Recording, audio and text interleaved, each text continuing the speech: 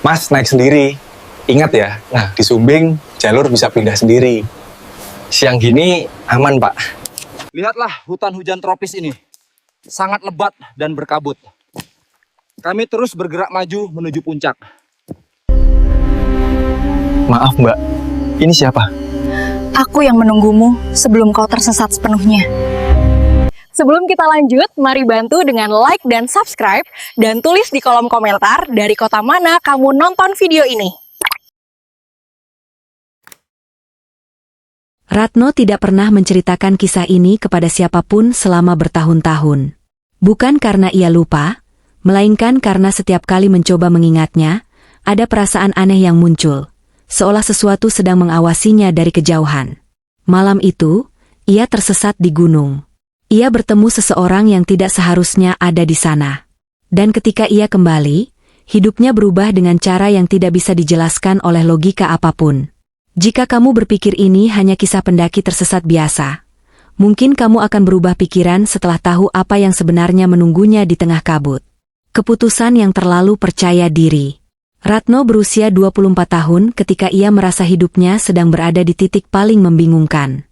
Ia bukan seseorang yang gagal total, tetapi juga bukan seseorang yang bisa dibanggakan dengan mudah.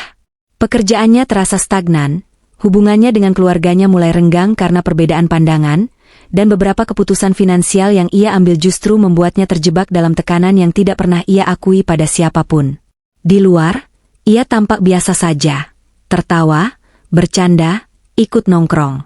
Namun di dalam dirinya, ada rasa tidak puas yang terus menggerogoti, membuatnya ingin pergi sejauh mungkin dari semua hal yang terasa menyesakan itu. Gunung, bagi Ratno, selalu terlihat seperti jawaban yang sederhana.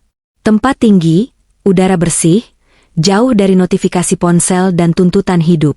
Ia membayangkan berdiri di puncak sambil memandang hamparan awan, merasa kecil namun bebas.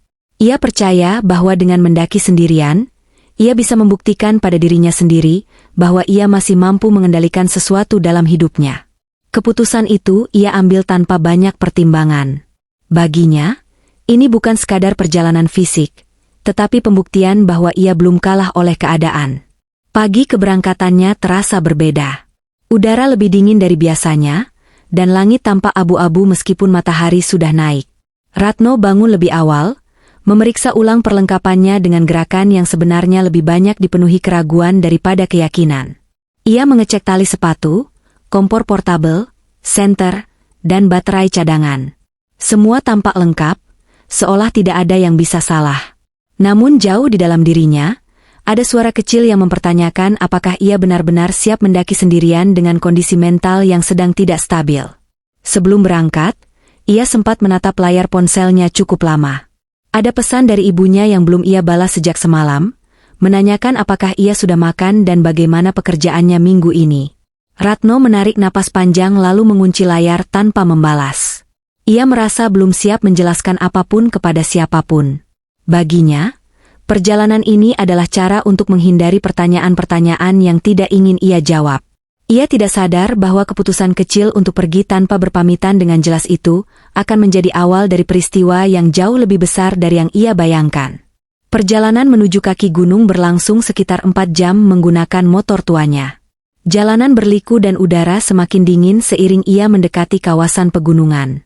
Setiap kali ia berhenti untuk mengisi bensin atau sekadar membeli air mineral, ia merasakan campuran antara antusias dan cemas. Ada kebanggaan kecil karena ia berani melakukan ini sendiri, tetapi juga ada rasa asing yang sulit dijelaskan, seperti perasaan sedang meninggalkan sesuatu yang seharusnya tidak ia tinggalkan begitu saja. Sesampainya di base camp, suasana terlihat cukup ramai. Beberapa kelompok pendaki sedang bersiap, bercanda, dan berfoto sebelum naik. Ratno mendaftarkan diri dengan tenang, menyebutkan bahwa ia akan mendaki sendirian. Petugas base camp sempat menatapnya lebih lama dari biasanya, seolah ingin memastikan keputusannya sudah matang. Ratno hanya mengangguk yakin. Di hadapan orang lain, ia tidak ingin terlihat ragu. Ia ingin terlihat seperti seseorang yang tahu apa yang ia lakukan, meskipun sebenarnya ia sendiri belum sepenuhnya yakin. Langkah pertama memasuki jalur pendakian terasa ringan. Tanah masih padat dan pepohonan belum terlalu rapat. Ratno berjalan dengan ritme stabil, menikmati suara dedaunan yang tertiup angin dan aroma tanah basah yang khas. Ia sempat tersenyum kecil, merasa bahwa keputusannya mungkin tidak salah. Setidaknya untuk saat ini, gunung memberinya ruang untuk bernapas tanpa tekanan. Namun jauh di dalam hatinya, alasan sebenarnya ia datang ke sana belum benar-benar selesai. Ia ingin membuktikan bahwa ia mampu berdiri sendiri tanpa bantuan siapapun, bahwa ia tidak selemah yang ia rasakan beberapa bulan terakhir. Ia ingin pulang dengan cerita keberhasilan, bukan hanya kepada orang lain, tetapi kepada dirinya sendiri. Tanpa ia sadari, pembuktian seperti itulah yang seringkali membuat manusia lupa bahwa alam tidak pernah bisa dipaksa mengikuti ego. Di pertengahan jalur awal, Ratno sempat berhenti untuk minum dan memandang ke belakang. Base camp sudah tidak terlihat, suara manusia pun menghilang. Yang tersisa hanya suara alam yang terasa semakin dominan. Untuk sesaat, ia merasakan sensasi kebebasan yang luar biasa, seperti benar-benar terlepas dari dunia bawah yang penuh tuntutan. Ia menarik napas dalam-dalam dan melanjutkan perjalanan dengan langkah lebih mantap. Ia tidak tahu bahwa keputusan untuk terus melangkah sendirian di jalur yang semakin sepi itu akan membawanya pada pengalaman yang tidak pernah ia bayangkan. Saat itu, yang ada di pikirannya hanyalah satu hal. Ia harus sampai puncak. Apapun yang terjadi, ia tidak ingin kembali sebelum membuktikan bahwa dirinya mampu. Dan di sanalah, tanpa ia sadari, benih dari kesombongan kecil mulai tumbuh. Kesombongan yang nantinya akan diuji oleh sesuatu yang jauh lebih besar dari dirinya. Jalur yang sepi. Semakin tinggi Ratno melangkah, jalur pendakian mulai berubah. Tanah yang tadi padat kini menjadi lebih lembek dan licin karena sisa hujan semalam. Akar-akar pohon menjalar melintang di sepanjang jalur, seperti jebakan alami yang menunggu kaki yang lengah. Pepohonan semakin rapat, membuat cahaya matahari sulit menembus ke bawah. Udara terasa lebih lembab dan berat, dan napas Ratno mulai terdengar lebih keras di sela kesunyian hutan. Meski begitu, ia masih merasa semuanya dalam batas wajar. Baginya, inilah bagian dari tantangan yang memang harus dilalui. Beberapa pendaki yang tadi sempat terlihat di awal jalur kini sudah tidak tampak lagi. Ratno menyadari bahwa ia benar-benar berjalan sendirian. Tidak ada suara obrolan, tidak ada tawa, tidak ada langkah kaki lain selain miliknya. Awalnya ia menikmati kesendirian itu, merasa seperti sedang mendapatkan ruang pribadi yang luas. Namun perlahan, kesunyian itu berubah rasa. Bukan lagi damai, melainkan terlalu sunyi. Seolah-olah hutan sedang menahan napasnya. Ratno berhenti sejenak untuk melihat peta offline di ponselnya. Ia memastikan bahwa jalur yang ia pilih memang jalur resmi, meski lebih jarang dilalui. Titik biru penunjuk lokasinya masih terlihat bergerak sesuai arah pendakian. Ia mengangguk pelan, mencoba meyakinkan dirinya bahwa semua masih aman. Namun ketika ia mengangkat kepala, ia menyadari sesuatu yang aneh. Suara angin yang tadi terdengar perlahan kini hampir tidak ada sama sekali. Tidak ada gesekan daun, tidak ada suara ranting patah. Bahkan suara serangga pun seperti hilang. Ratno berdiri diam beberapa detik, mencoba menangkap suara apapun selain detak jantungnya sendiri. Hutan itu bukan hanya sunyi, tetapi terasa seperti ruang tertutup yang memisahkannya dari dunia luar. Ia menelan ludah, lalu melanjutkan langkah, mencoba mengusir pikiran-pikiran yang mulai terasa tidak nyaman. Kabut mulai turun lebih cepat dari perkiraan.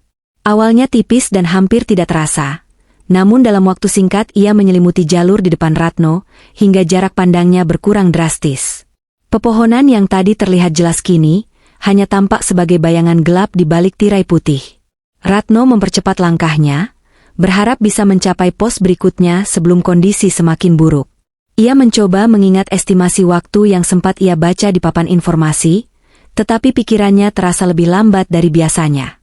Semakin ia berjalan, semakin ia merasa jalur ini tidak seperti yang ia bayangkan. Tanahnya terlalu sepi dari jejak kaki lain, dedaunan tidak banyak terinjak, dan beberapa tanda penunjuk arah terlihat memudar. Ia sempat berhenti dan menoleh ke belakang, namun kabut sudah menelan jejak yang tadi ia lalui. Untuk pertama kalinya sejak berangkat, Ratno merasakan sesuatu yang mendekati ketakutan. Ratno mencoba tetap rasional. Ia menarik napas panjang dan berkata pada dirinya sendiri, bahwa ini hanya perubahan cuaca biasa. Gunung memang tidak bisa ditebak.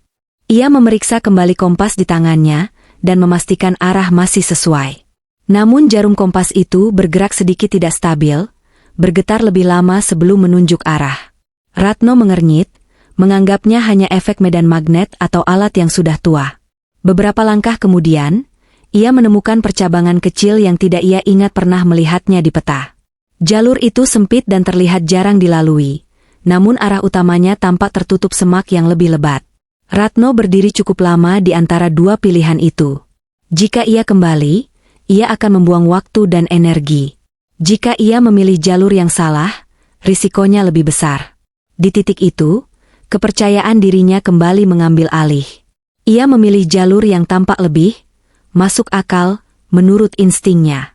Beberapa menit setelah memilih jalur tersebut, Ratno mulai merasa ada yang berbeda. Tanahnya lebih jarang terinjak, dan beberapa ranting tampak seperti sudah lama tidak terganggu.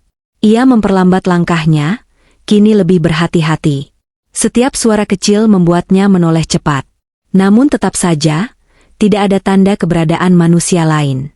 Di tengah langkah yang semakin berat itu, sebuah pikiran kecil mulai muncul di benaknya. Bagaimana jika ia sudah keluar dari jalur resmi? Ia mencoba menepis pikiran tersebut, tetapi semakin jauh ia melangkah, semakin kuat firasat itu tumbuh. Kabut semakin tebal, dan untuk pertama kalinya Ratno menyadari bahwa ia mungkin telah membuat keputusan yang salah. Hilangnya arah.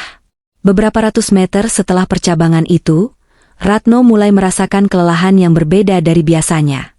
Bukan hanya lelah fisik karena tanjakan, tetapi lelah yang seperti menekan pikiran.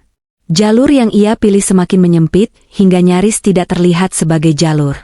Semak-semak liar menggesek celananya, dan beberapa kali ia harus menyingkirkan ranting dengan tangannya sendiri. Carrier di punggungnya terasa 2 kali lebih berat dari sebelumnya, seolah bebannya bertambah tanpa alasan yang jelas. Ia berhenti dan kembali memeriksa ponselnya.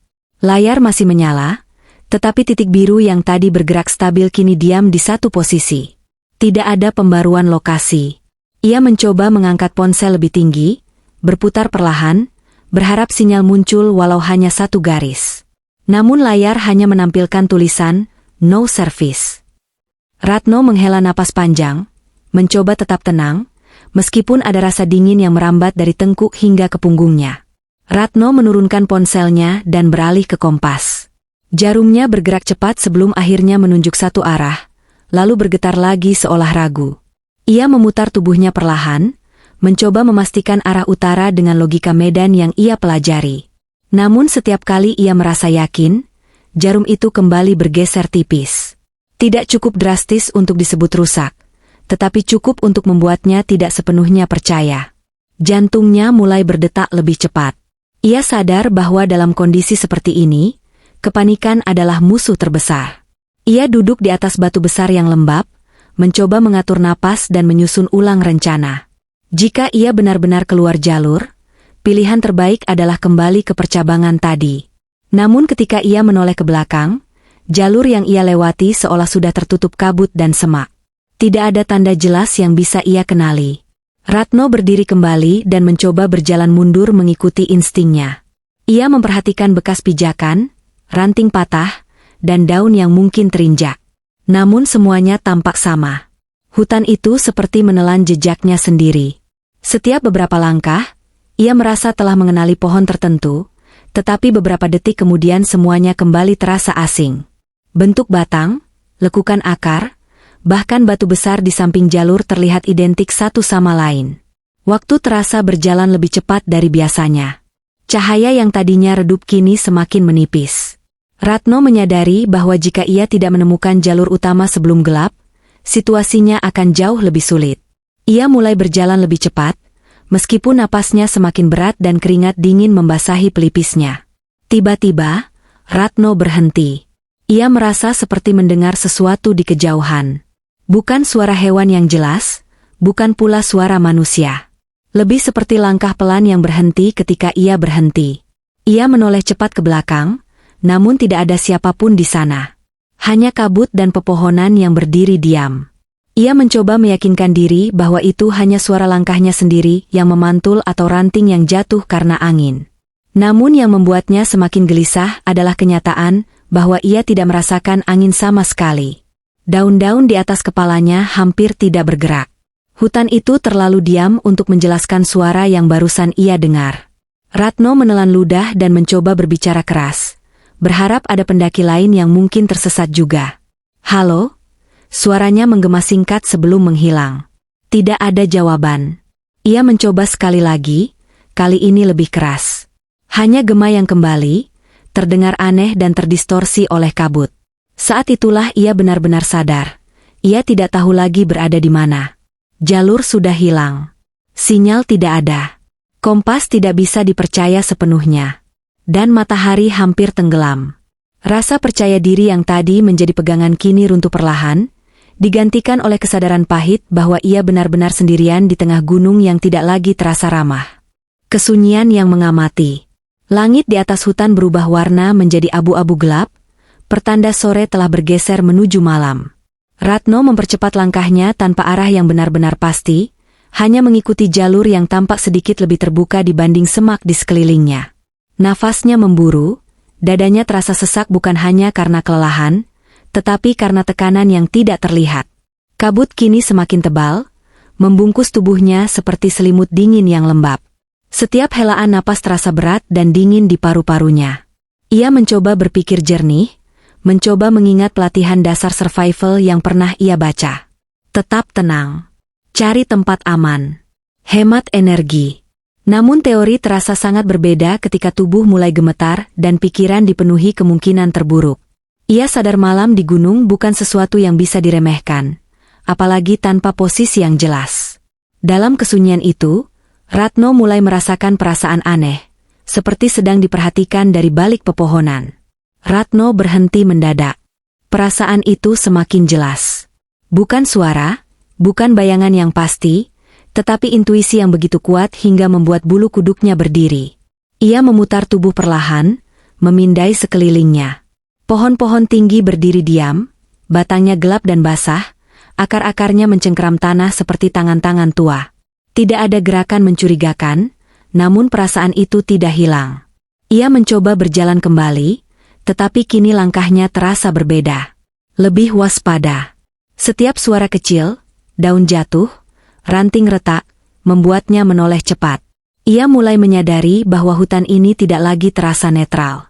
Ada atmosfer yang sulit dijelaskan, seolah ia bukan satu-satunya yang sadar di tempat itu. Beberapa langkah kemudian, Ratno merasakan sesuatu yang lebih nyata. Suara pelan seperti gesekan langkah di tanah terdengar lagi, kali ini sedikit lebih jelas. Ia membeku. Suara itu berhenti ketika ia berhenti. Hanya beberapa detik, tetapi cukup untuk membuat jantungnya berdegup sangat kencang. Ia mencoba menguji perasaannya dengan melangkah pelan ke samping. Beberapa detik kemudian, terdengar lagi gesekan halus di kejauhan. Darahnya terasa mengalir lebih cepat. Logikanya mencoba menjelaskan bahwa mungkin itu hewan kecil, atau efek suara yang terpantul karena kabut tebal. Namun nalurinya mengatakan ada sesuatu yang mengikuti jaraknya. Tidak terlalu dekat, tidak terlalu jauh. Cukup untuk membuatnya sadar bahwa ia tidak sendirian. Ratno mulai berjalan lebih cepat, hampir setengah berlari. Carrier di punggungnya berguncang, napasnya semakin tak teratur. Ia tidak lagi peduli pada arah, yang penting menjauh dari titik di mana perasaan itu paling kuat. Namun semakin cepat ia bergerak, kabut terasa semakin rapat, seolah menutup ruang di sekitarnya. Lalu, tanpa peringatan, hutan menjadi sangat sunyi. Bukan sunyi biasa, sunyi total. Tidak ada suara napas angin, tidak ada serangga, bahkan detak jantungnya sendiri seperti teredam oleh ruang kosong di sekelilingnya. Ratno berhenti lagi, tubuhnya gemetar. Dan di tengah kabut tebal itu, ia melihat sesuatu yang berbeda. Di kejauhan, sekitar puluhan meter di depannya, muncul cahaya samar. Tidak terang, tetapi cukup jelas untuk dibedakan dari kabut putih. Cahaya itu hangat, kekuningan, tidak berkedip seperti senter, dan tidak bergerak seperti api yang tertiup angin. Ia diam di satu titik, stabil, seolah menunggu. Ratno menatapnya cukup lama. Antara harapan dan ketakutan. Jika itu pendaki lain, ia bisa selamat. Jika itu pos atau bangunan, ia punya tempat berlindung. Namun bagian terdalam dirinya merasakan sesuatu yang tidak sepenuhnya masuk akal. Cahaya itu tidak terasa seperti kebetulan. Lebih seperti panggilan. Di titik itulah Ratno dihadapkan pada pilihan. Tetap diam dan bertahan dalam ketidakpastian, atau mendekati cahaya yang tidak ia pahami. Dan seperti manusia pada umumnya ketika berada di ujung rasa takut, ia memilih mendekati harapan sekecil apapun. Gapura di balik kabut. Ratno berdiri beberapa detik lebih lama sebelum akhirnya melangkah ke arah cahaya itu. Setiap langkah terasa berat, bukan hanya karena medan yang menanjak, tetapi karena ada dorongan aneh yang sulit dijelaskan. Cahaya itu tetap stabil, tidak bergerak sedikit pun, seolah tahu bahwa ia sedang diperhatikan. Kabut di sekitarnya perlahan bergerak seperti tirai tipis yang membuka jalan, meski tidak ada angin yang terasa menyentuh kulitnya. Semakin dekat ia berjalan, semakin jelas bahwa cahaya itu bukan berasal dari api unggun atau senter biasa. Warna kekuningannya hangat, lembut, dan menyebar rata. Tidak ada suara manusia, tidak ada percakapan, tidak ada tanda aktivitas. Hanya cahaya itu sendiri yang berdiri di tengah kesunyian yang terlalu sempurna. Ketika jaraknya tinggal beberapa meter, Ratno mulai melihat bentuk gelap di balik cahaya tersebut. Siluetnya tinggi dan kokoh, bukan seperti tenda, bukan pula seperti pos kayu sederhana yang biasa ada di jalur pendakian. Bentuknya lebih menyerupai struktur batu yang berdiri tegak. Ratno memperlambat langkahnya, mencoba memastikan apa yang sebenarnya ia lihat. Kabut semakin menipis di area itu, seolah sengaja memberi ruang untuk memperlihatkan objek tersebut. Dan di sanalah Ratno melihatnya dengan jelas. Sebuah gapura batu besar dengan ukiran kuno yang rumit, berdiri kokoh di tengah hutan lebat. Ukirannya terlihat detail, penuh pola yang menyerupai motif kerajaan lama. Tidak ada lumut berlebihan, tidak ada tanda kerusakan parah. Seolah gapura itu baru saja selesai dibangun. Ratno terpaku. Otaknya mencoba mencari penjelasan rasional. Mungkin ini situs sejarah yang tidak ia ketahui. Mungkin jalur ini memang melewati peninggalan lama yang jarang dikunjungi. Namun satu hal yang membuatnya semakin bingung adalah kondisi gapura itu yang terlalu bersih dan utuh. Tidak ada papan informasi, tidak ada pembatas, tidak ada tanda bahwa tempat ini pernah dijadikan objek wisata atau penelitian. Ia melangkah lebih dekat, jantungnya berdetak semakin cepat. Ukiran di batu itu tampak sangat halus, membentuk pola bunga dan simbol yang tidak ia kenali. Sentuhan tangannya pada permukaan batu terasa dingin, tetapi tidak basah seperti batu lain di sekitarnya. Seolah batu itu memiliki suhu sendiri yang berbeda dari lingkungan hutan. Ratno menelan ludah dan perlahan melangkah melewati gapura tersebut. Begitu ia melewati ambangnya, suasana berubah drastis. Kabut yang tadi tebal hampir tidak ada di area dalam. Tanah di bawah kakinya terasa lebih rata dan bersih, tidak dipenuhi semak liar. Udara pun terasa berbeda, lebih hangat, lebih ringan, seolah ia baru saja memasuki ruang tertutup yang terlindung dari hutan. Di depannya, berdiri sebuah bangunan yang membuat napasnya tertahan. Struktur itu menyerupai pendopo kuno dengan pilar-pilar kayu dan atap tinggi. Cahaya hangat berasal dari dalam bangunan tersebut, menerangi halaman kecil yang dipenuhi bunga liar tertata rapi. Tidak ada suara malam, tidak ada suara binatang. Tempat itu sunyi, tetapi bukan sunyi yang menakutkan, melainkan sunyi yang terasa, sadar. Ratno berdiri lama, mencoba memahami apa yang ada di hadapannya. Semua terlihat nyata. Detail kayu, bayangan cahaya, bahkan aroma bunga yang samar terasa jelas. Ini bukan halusinasi akibat kelelahan, setidaknya begitulah yang ingin ia yakini. Namun semakin ia memperhatikan, semakin terasa bahwa tempat ini tidak mengikuti logika alam di sekitarnya. Dan tepat ketika ia hendak melangkah lebih jauh ke halaman itu, ia merasakan sesuatu. Bukan suara, bukan gerakan, melainkan kehadiran. Perasaan yang sangat jelas bahwa ia tidak sendirian di tempat itu. Seseorang, atau sesuatu, sedang berdiri di dalam bangunan tersebut. Sosok di dalam cahaya. Ratno berdiri membeku di halaman bangunan itu. Jantungnya berdetak keras, namun anehnya tubuhnya tidak bergerak sedikit pun. Seolah ada bagian dari dirinya yang takut melangkah, tetapi bagian lain justru ingin tahu lebih jauh. Cahaya dari dalam pendopo memancar lembut, menciptakan bayangan panjang di tanah yang rata dan bersih. Tidak ada debu beterbangan, tidak ada suara kayu berderit. Semuanya terlalu sempurna untuk berada di tengah hutan liar. Perlahan, dari balik salah satu pilar kayu, muncul sosok yang membuat napas Ratno tertahan. Seorang wanita berdiri di sana. Tingginya proporsional, posturnya tegak, dan gerakannya sangat tenang. Ia mengenakan kebaya berwarna emas lembut yang berkilau halus terkena cahaya lampu di dalam bangunan. Rambutnya panjang, hitam, terurai rapi di punggungnya. Wajahnya tidak menunjukkan emosi berlebihan, tidak tersenyum, tidak pula marah. Hanya tenang. Ratno merasa tenggorokannya kering. Ia tidak tahu harus berkata apa. Logikanya mencoba bekerja cepat. Mungkin ini penjaga situs budaya, mungkin ada komunitas adat yang menjaga tempat ini. Namun satu hal yang membuat pikirannya goyah adalah pakaian wanita itu yang terlihat terlalu bersih, terlalu rapi, tanpa noda sedikit pun, seolah tidak pernah tersentuh debu hutan. Wanita itu melangkah maju perlahan. Tidak terdengar suara langkah kaki di lantai kayu. Tidak ada bunyi gesekan kain. Gerakannya halus, hampir seperti bayangan yang berpindah tempat. Tatapannya langsung mengunci mata Ratno, membuatnya sulit mengalihkan pandangan. Di dalam tatapan itu, ada kedalaman yang membuat Ratno merasa seperti sedang dibaca tanpa perlu berbicara. Beberapa detik berlalu dalam keheningan yang terasa panjang. Ratno akhirnya memberanikan diri membuka suara. Ia memperkenalkan diri dengan suara yang sedikit bergetar dan menjelaskan bahwa ia tersesat di jalur pendakian. Kata-katanya terdengar kecil di ruang yang luas dan sunyi itu. Ia berharap wanita itu menjawab dengan penjelasan rasional yang bisa ia pegang. Namun wanita itu tidak langsung menjawab pertanyaannya. Ia justru memiringkan kepala sedikit, memperhatikan Ratno dengan ekspresi yang sulit diartikan.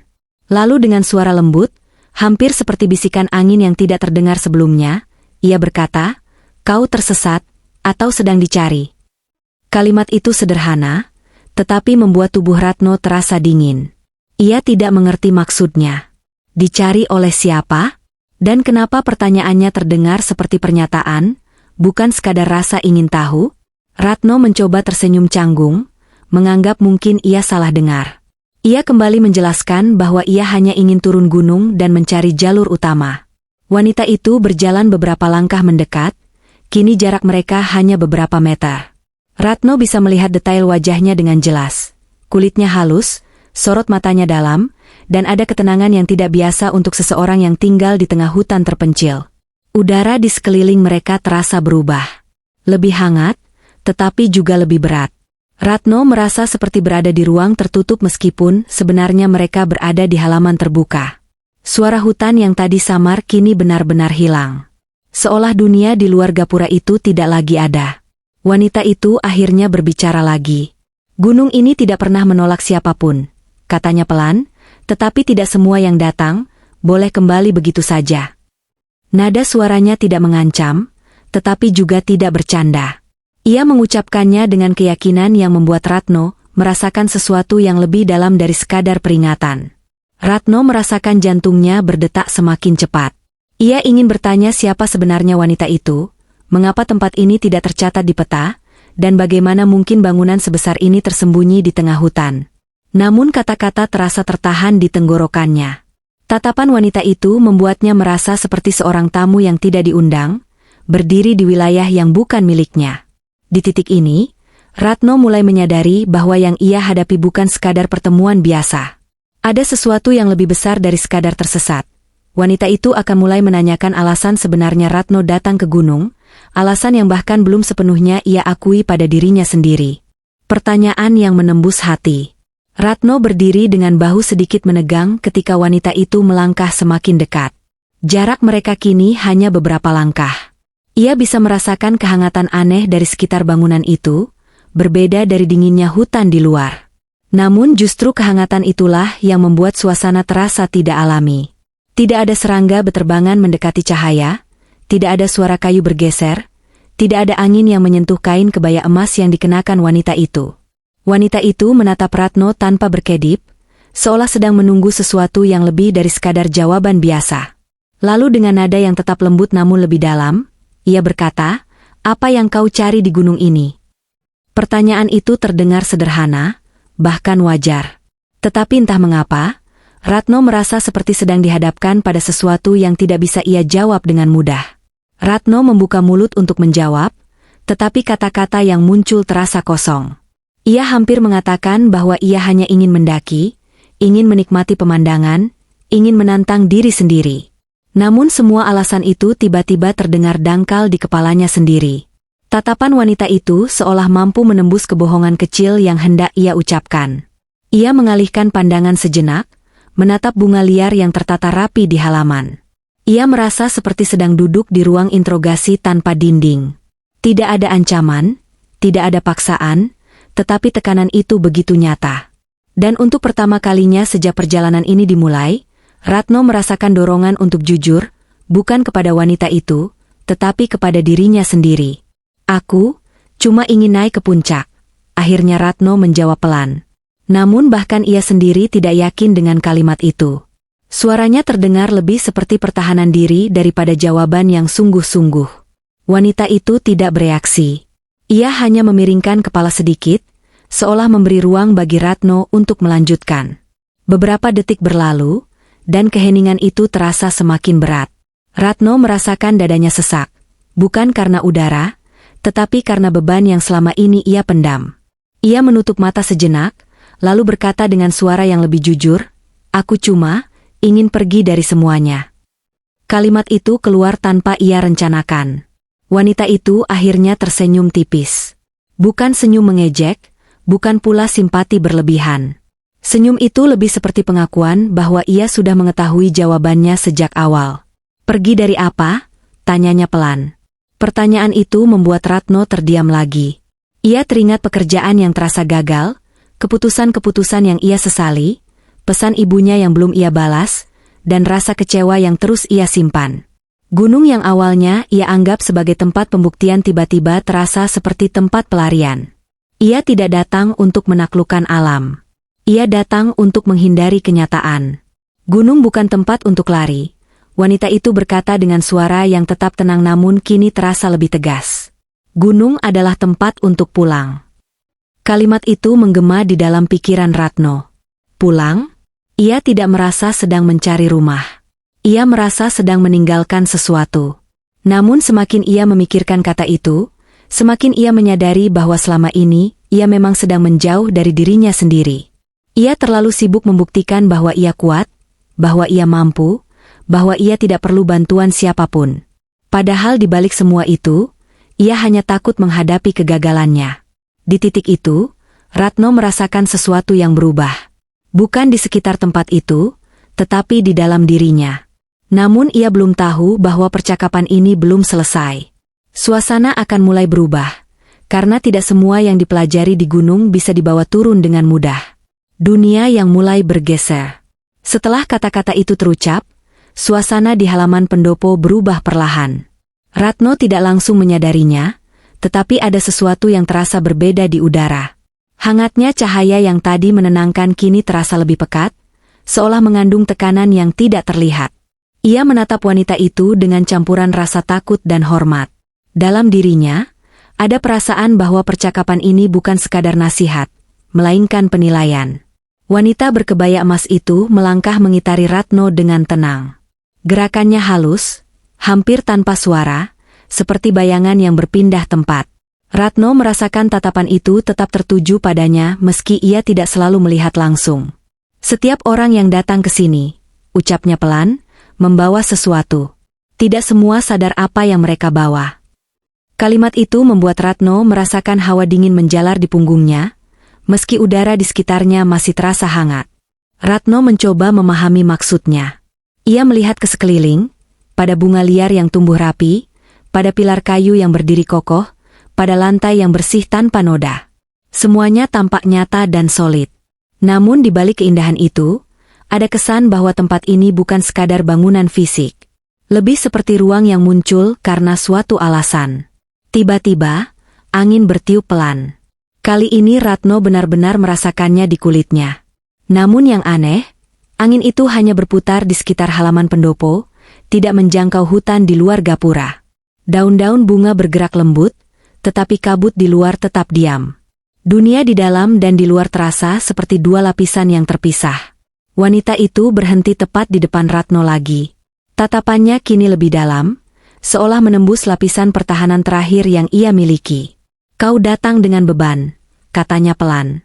Dan gunung ini tidak pernah membiarkan beban itu tetap tersembunyi.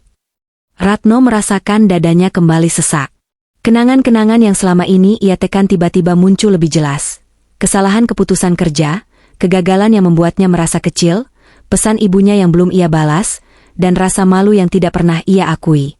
Ia tidak pernah benar-benar memproses semua itu. Ia hanya berjalan menjauh, berharap jarak bisa menyelesaikan semuanya. Perlahan, cahaya di dalam pendopo mulai meredup. Bukan padam, tetapi seperti ditarik perlahan ke pusat ruangan. Bayangan di sekitar mereka menjadi lebih panjang dan lebih gelap. Ratno merasakan suhu udara berubah, tidak lagi hangat sepenuhnya, tetapi mulai bercampur dengan dinginnya malam yang merayap masuk. Tidak semua orang yang datang ke sini siap melihat dirinya sendiri, lanjut wanita itu. Dan tidak semua yang melihat, siap untuk kembali. Kalimat itu menggantung di udara seperti peringatan yang tidak bisa diabaikan. Ratno merasakan tanah di bawah kakinya seperti bergetar halus. Ia tidak yakin apakah itu benar-benar terjadi atau hanya efek ketegangan. Ia menoleh ke arah gapura batu, dan untuk sesaat, kabut di luar terlihat bergerak lebih cepat, seperti arus putih yang berputar perlahan.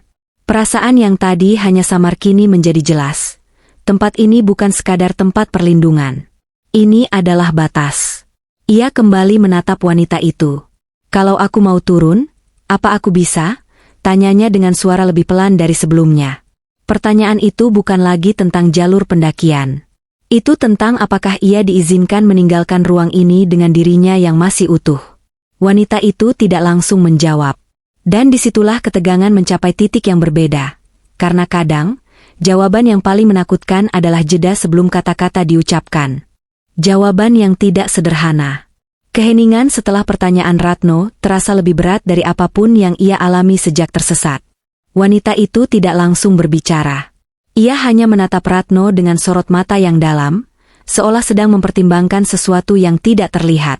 Cahaya di dalam pendopo kini jauh lebih redup, meninggalkan semburat keemasan tipis di sekitar tubuhnya. Bayangan mereka memanjang di tanah seperti dua sosok yang berdiri di batas dua dunia. Akhirnya, wanita itu melangkah satu kali ke depan. Turun selalu mungkin, katanya pelan. Tetapi kembali, tidak selalu berarti sama. Kalimat itu terdengar tenang, tanpa ancaman. Namun maknanya seperti pisau yang perlahan mengiris kesadaran Ratno. Ia tidak sepenuhnya mengerti, tetapi ia merasakan bahwa keputusan yang ia buat malam ini akan meninggalkan jejak yang tidak bisa dihapus. Ratno menelan ludah. Maksudnya? Tanyanya pelan. Suaranya terdengar kecil di ruang terbuka itu. Ia mencoba mempertahankan logika, mencoba mencari makna rasional dari kata-kata wanita itu. Namun semakin ia berpikir, semakin ia merasa bahwa ini bukan percakapan biasa. Ini seperti ujian yang jawabannya tidak bisa ditebak. Wanita itu mengangkat tangannya perlahan, menunjuk ke arah dada Ratno. Yang berubah bukan gunungnya, ujarnya. Yang berubah adalah dirimu setelah melihat apa yang selama ini kau hindari. Kalimat itu membuat Ratno terdiam. Ia sadar bahwa percakapan ini bukan tentang tersesat di hutan. Ini tentang dirinya yang selama ini menghindari kenyataan. Tiba-tiba, lantai kayu pendopo bergetar sangat halus. Tidak cukup kuat untuk membuatnya jatuh, tetapi cukup untuk membuat Ratno sadar bahwa sesuatu sedang berubah. Ia menoleh cepat ke arah gapura batu. Kabut di luar kini bergerak lebih cepat, seperti pusaran yang berputar perlahan namun pasti. Cahaya di dalam bangunan semakin menyusut, terkumpul di sekitar wanita itu seperti aura tipis. Ratno merasakan suhu udara turun drastis. Nafasnya kini terlihat samar di udara, sesuatu yang tidak terjadi sebelumnya. Perasaan bahwa ia berada di batas antara dua keadaan semakin jelas. Waktumu hampir habis, kata wanita itu pelan. Tidak ada nada tergesa-gesa, tetapi ada kepastian yang membuat Ratno merasa jantungnya berhenti sejenak. Kau datang membawa beban. Jika kau turun tanpa melepaskannya, gunung akan memanggilmu kembali. Kalimat itu membuat Ratno merasakan getaran lain, bukan di tanah, tetapi di dalam dirinya. Ia teringat kembali alasan sebenarnya ia mendaki. Ia tidak datang untuk menemukan kedamaian. Ia datang untuk melarikan diri. Dan kini, Seolah gunung itu sendiri menolak untuk menjadi tempat persembunyian. Ratno memejamkan mata sesaat. Untuk pertama kalinya dalam waktu lama, ia tidak mencoba membela diri. Ia mengakui dalam hati bahwa ia memang lari. Ia lari dari kegagalan, dari rasa malu, dari tanggung jawab yang belum ia selesaikan. Gunung hanyalah alasan. Ketika ia membuka mata kembali, ia berkata pelan, "Aku tidak mau lari lagi." Kalimat itu terdengar sederhana, tetapi terasa berat. Begitu kata-kata itu keluar, angin berembus kencang. Bukan angin biasa, melainkan hembusan kuat yang membuat bunga-bunga liar bergetar dan kabut di luar bergerak liar. Wanita itu tersenyum tipis untuk kedua kalinya malam itu. Dan tepat setelah senyum itu muncul, dunia di sekitar Ratno mulai retak, bukan secara harfiah, tetapi seperti ilusi yang perlahan memudar. Batas yang menghilang. Angin yang tadi berembus kencang tiba-tiba berhenti seketika. Bunga-bunga liar kembali diam, namun kali ini bukan karena tenang, melainkan seperti membeku dalam waktu. Ratno merasakan tekanan di telinganya, seperti berada di ruang tertutup yang perlahan kehilangan udara.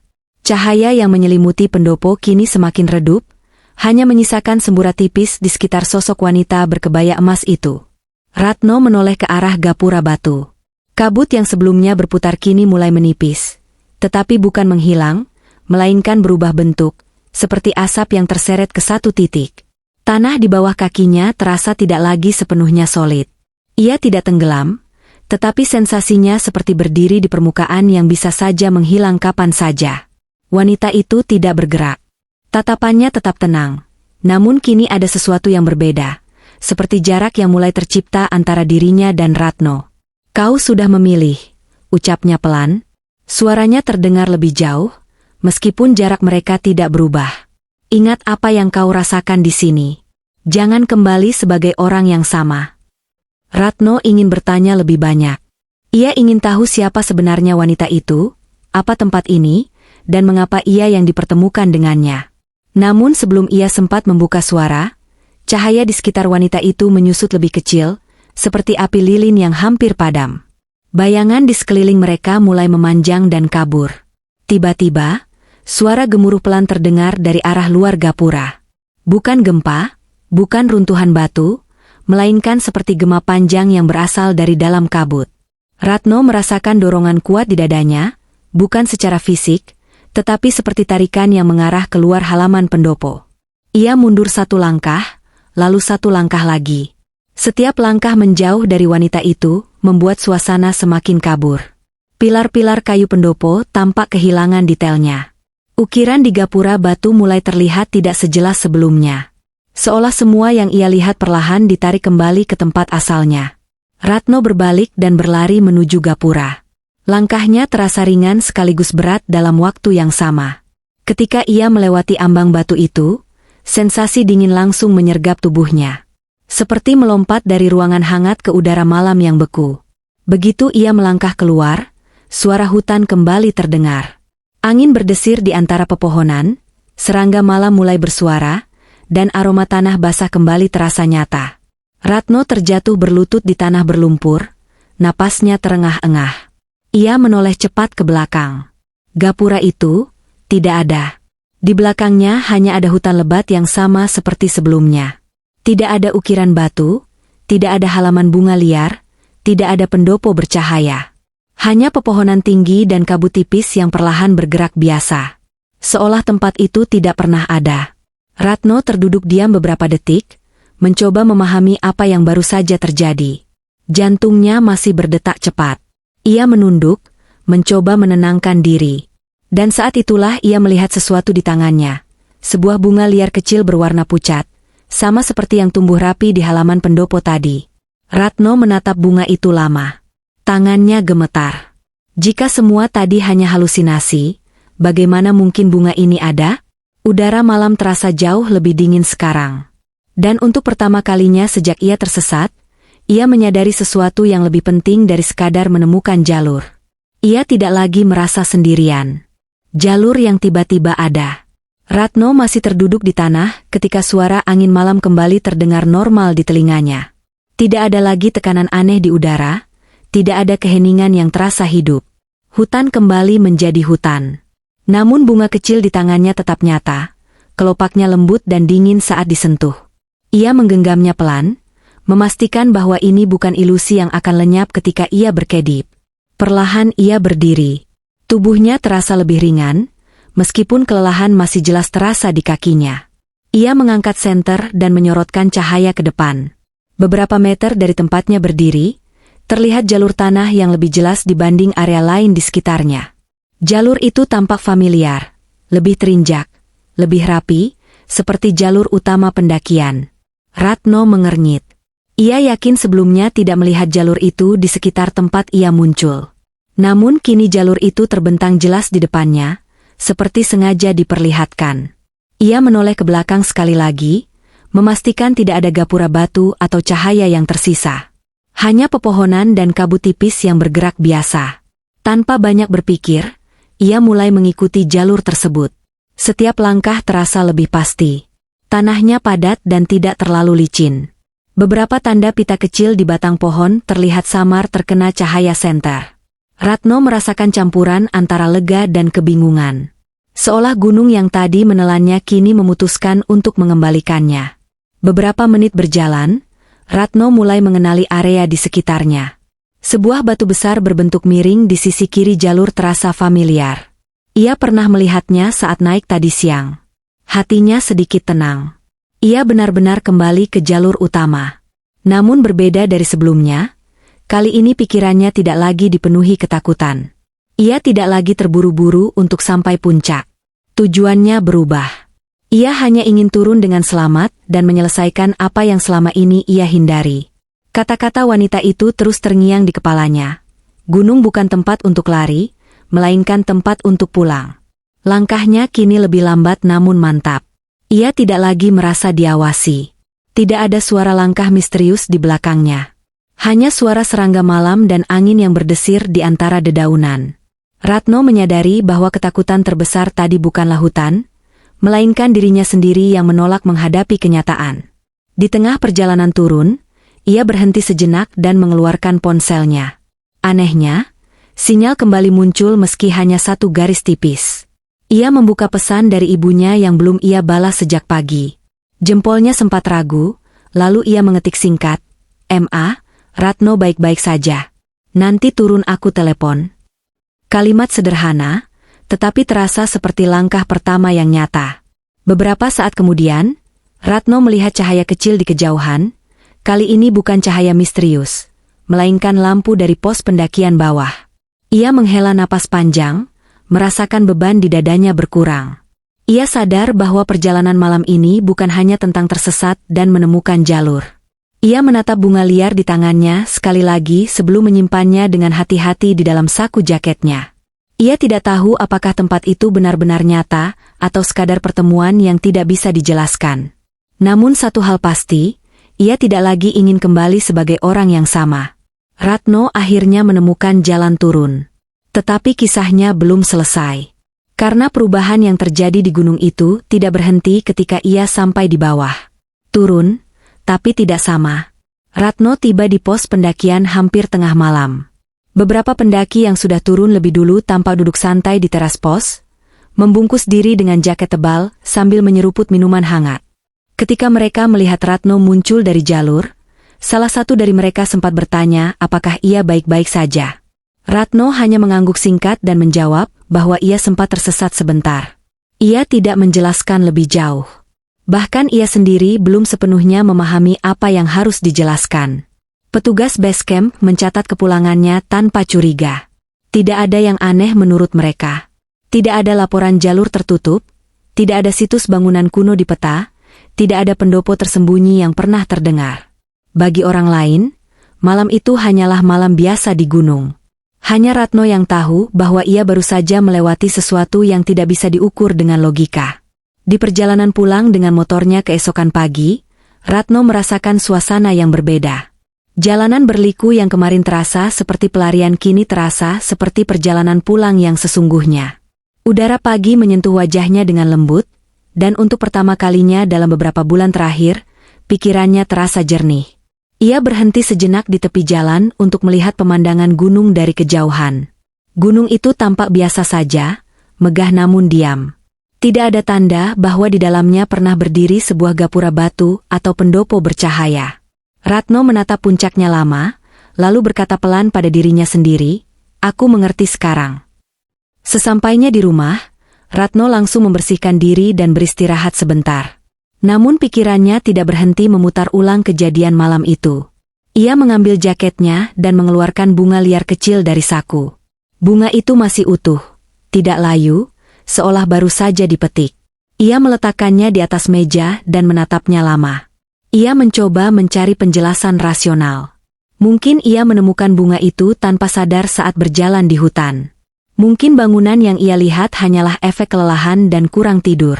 Namun semakin ia mencoba menjelaskan, semakin ia sadar bahwa pengalaman itu bukan untuk dijelaskan, melainkan untuk dipahami. Hari-hari berikutnya berjalan seperti biasa, tetapi sikap Ratno tidak lagi sama. Ia mulai menyelesaikan pekerjaan yang selama ini ia tunda. Ia berbicara lebih jujur kepada rekan kerjanya tentang kesalahan yang pernah ia buat. Ia menelepon ibunya dan berbicara lebih lama dari biasanya. Tidak ada perubahan dramatis yang terlihat dari luar, tetapi di dalam dirinya, ia berhenti berlari. Setiap kali ia merasa ingin menghindar dari masalah, bayangan pendopo dan tatapan wanita berkebaya emas itu muncul di benaknya. Bukan sebagai ancaman, tetapi sebagai pengingat. Gunung bukan tempat untuk lari. Ia tersenyum kecil setiap kali mengingat kalimat itu. Beberapa minggu kemudian, Ratno kembali membuka tas carrier-nya untuk membersihkannya. Di dasar tas, ia menemukan sisa tanah kering dari perjalanan itu. Ia terdiam sesaat. Ada dorongan kecil dalam dirinya untuk kembali mendaki, bukan untuk melarikan diri, tetapi untuk melihat apakah gapura itu masih ada. Namun ia menahan diri. Ia tahu bahwa pertemuan itu bukan untuk diulang sembarangan. Beberapa pengalaman datang sekali dalam hidup, bukan untuk dicari lagi, melainkan untuk dijaga maknanya. Ratno memang telah turun dari gunung. Ia kembali ke rutinitas, ke kota, ke kehidupan biasa. Tetapi sesuatu di dalam dirinya telah bergeser selamanya. Panggilan yang tidak terucap. Beberapa minggu setelah pendakian itu, kehidupan Ratno terlihat normal di mata orang lain. Ia kembali bekerja seperti biasa, menghadiri rapat, menyelesaikan laporan, dan tersenyum ketika bercanda dengan rekan kantor. Tidak ada yang mencurigakan dari sikapnya. Namun di sela-sela kesibukan itu, ada momen-momen kecil yang membuatnya terdiam. Terutama ketika suasana tiba-tiba sunyi. Suatu malam, ketika listrik di rumahnya sempat padam karena hujan deras, Ratno duduk di ruang tamu hanya ditemani cahaya lilin kecil. Dalam kesunyian itu, ia merasakan sensasi yang familiar, keheningan yang terlalu dalam. Tidak sama persis seperti di gunung, tetapi cukup untuk membuat jantungnya berdetak sedikit lebih cepat. Ia memejamkan mata sesaat, dan bayangan pendopo bercahaya itu muncul begitu jelas di pikirannya. Ratno membuka mata dan menatap bunga liar yang kini ia simpan di dalam buku catatannya. Bunga itu entah bagaimana tetap kering tanpa membusuk. Warnanya sedikit memudar tetapi bentuknya masih utuh. Ia tidak pernah menceritakan tentang bunga itu kepada siapapun. Ada perasaan bahwa benda kecil itu bukan untuk dipamerkan, melainkan untuk diingat. Malam itu, saat hujan semakin deras, ia merasa seperti mendengar suara angin yang berbeda dari biasanya. Bukan hanya desiran biasa, melainkan hembusan yang membawa gema samar, seperti suara yang pernah ia dengar sebelum melihat cahaya di balik kabut. Ia berdiri dan menutup jendela rapat-rapat, mencoba meyakinkan dirinya bahwa itu hanya perasaannya saja. Hari-hari berikutnya, mimpi mulai datang. Ratno beberapa kali terbangun di tengah malam dengan ingatan samar tentang berjalan di antara kabut tebal. Dalam mimpinya, ia tidak merasa takut. Ia hanya berdiri di depan gapura batu yang sama, tetapi kali ini tanpa cahaya. Tidak ada wanita berkebaya emas, tidak ada pendopo. Hanya gapura itu sendiri yang berdiri dalam kesunyian. Setiap kali ia mencoba mendekat dalam mimpi itu, ia terbangun sebelum menyentuhnya. Nafasnya terengah, jantungnya berdetak cepat.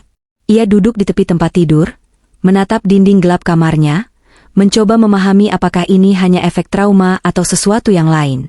Ratno mulai bertanya pada dirinya sendiri. Apakah gunung itu benar-benar melepaskannya? Ataukah pengalaman itu meninggalkan jejak yang lebih dalam dari yang ia sadari? Ia tidak merasa diikuti secara fisik, tetapi ada perasaan bahwa hidupnya kini berjalan di jalur yang berbeda. Suatu sore, ia tanpa sadar membuka peta jalur pendakian Gunung Sumbing di internet. Ia memperbesar area tempat ia tersesat, mencari tanda apapun yang menyerupai bangunan kuno atau situs budaya. Namun layar hanya menampilkan garis jalur biasa dan kontur tanah. Tidak ada simbol bangunan. Tidak ada penanda sejarah. Ia menyandarkan tubuhnya ke kursi dan menatap layar kosong beberapa detik. Jika tempat itu tidak tercatat, berarti hanya ada dua kemungkinan. Ia salah melihat, atau memang tidak semua tempat ditujukan untuk ditemukan kembali. Ratno menutup laptopnya perlahan. Di dalam dirinya, ia merasakan satu hal yang jelas. Ia tidak lagi takut. Jika panggilan itu benar-benar ada, ia tidak merasa terancam. Ia hanya merasa diingatkan. Namun jauh di dalam hatinya, ada pertanyaan yang belum selesai. Apakah suatu hari nanti ia harus kembali? Undangan tanpa nama. Suatu pagi, hampir 2 bulan setelah pendakian itu, Ratno menerima pesan dari seorang teman lamanya. Teman itu mengajak mendaki lagi, kali ini ke gunung yang sama. Awalnya Ratno hanya membaca pesan itu tanpa emosi berlebihan. Ia bahkan hampir menolak secara halus.